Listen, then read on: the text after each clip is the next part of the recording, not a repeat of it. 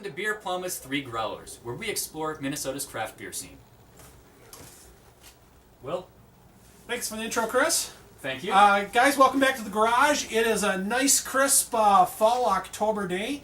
And for that, we are going to be exploring some great October beers. We've got a couple pumpkin beers. We've got an Oktoberfest.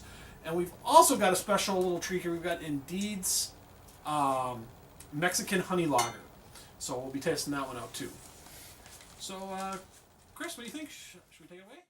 Will, do you have any events for the day? Yeah, actually, we do have an event coming up on December 6th. Beerploma is partnering up with Bent Brewstillery to do a Bad Santa Bash at Bent Brewstillery.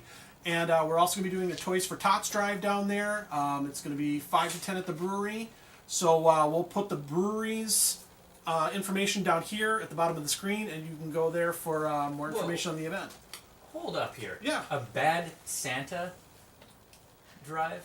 The Bad Santa Bash. Bad Santa Bash. What is a Bad Santa Bash? You know, that's a really good question. In fact, to enable to answer that one, I'm going to bring out the guy who is actually organizing the event, our Vice President of Brewery Relations, Andy Strong. You're like my boss. How's it going? Good. So, Bad Santa Bash. Bad Santa Bash. Tell me about it. Okay, so we're going to have... It's all for the Toys for Tots organization. We're going to try to collect as much toys as we can. We're going to have food from food trucks. We're going to have live music. Obviously, there'll be a bunch of beer there. We're going to have the Bad Santa costume contest. So if you dress up like your favorite, like Billy Bob Thornton in Bad Santa, then you could win some swag. We will support the ladies for a naughty Santa, I'm sure, right? I wouldn't see why we wouldn't. Yes. I'd like to welcome you all to a very special episode of 3 Growlers. Tonight we have Aaron, who is going to be a special growler for the night, and who's also going to be hosting our upcoming Ladies' Night. Aaron, could you tell us a little bit about yourself and women in craft beer? Yeah, I'm Erin, and a couple of my friends are going to come out, and we're going to learn about women in craft beer. That sounds great. Welcome to the show. Thank you. Look forward to it. Thank you. So, and that'll be our November episode. So, yeah, that should be a lot of fun. That'll actually be the very first 3 Growlers episode where I'm not in it. So we are all looking forward to that. It may be our highest rated episode yet. So, Will, what is a beer for the night? Well, I know we were exploring the fall themes with the pumpkin beers and the Oktoberfest for the month of October, but for introduction to Ladies' Night, I brought out a Mexican Honey Lager. So this is by Indeed Brewing. It's 7.2 ABV. It's one of their special releases, and I think we should dig into this one and see what we get. Look forward to it. I'm just going to read the quick description off the bottle here. It's an imperial lager brewed with Mexican orange blossom honey, and it's a product of the USA. A Mexican beer made in the USA. It's not as crazy as you think it sounds. Bigwood makes one too. Well, I'm a fan of Bigwood. Yeah, we all know you're a big fan of Bigwood after that ice cream episode. Okay, hey Chris, so if you had to give this one a 3-point conclusion, what are your 3 points? My 3 points are, it's been said a couple times throughout this, and I do say that this is very bitter. It does have kind of a floral taste. It does get lost and muddled by that bitterness, and I lose a lot of that sweet flavor, that honey flavor that I was expecting. When I hear about a honey beer or an imperial lager or anything with those words in it, I expect something a little on the honey or sweeter side, like a mead, and I did not get that out of this beer. Not to say that's bad. I just was missing some of that expected experience. Okay.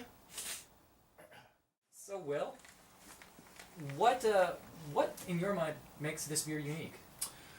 Well, it's definitely on the honey side. I think it really brings out showcases honey better than a lot of other beers do. I also find it to be, when I think of Mexican, when I hear that in a beer's name, I think Corona and Landshark, and this is definitely heavier than those beers. So I would definitely pick heavy to be my next word on it. The other one I would pick is floral, I guess would be the next one. I mean, I'm definitely picking up kind of a floral taste, both in the sweetness and in the bitterness side of it. All right. Yes, so that's my assessment right there. And to bring it home, what 3 points. You don't have to do 3 points, but what in your mind makes this beer unique, or what did you notice? I guess it just has a stronger taste than what I'm used to. I'm not. So what are you used to? Like, what are your types of beers? Well, you know, I like New Glarus. Yep. Spotted Cow is probably my favorite.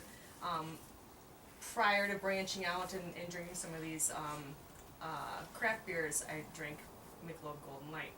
Oh. We're not going to Yeah, talk no. about that. Cut! Oh, No, really? I'm Oh, kidding. I'm no. kidding. Oh my God. It's okay. So that's just it's a much stronger taste than what you get from your We all have our weak I moments. know.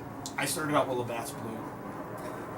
I started out with Rolling Rock. It was my Oh. intro. I know. I'm sorry. I'm sorry. I'm with McGolden here. Oh yeah, with me golden. So I mean, ultra.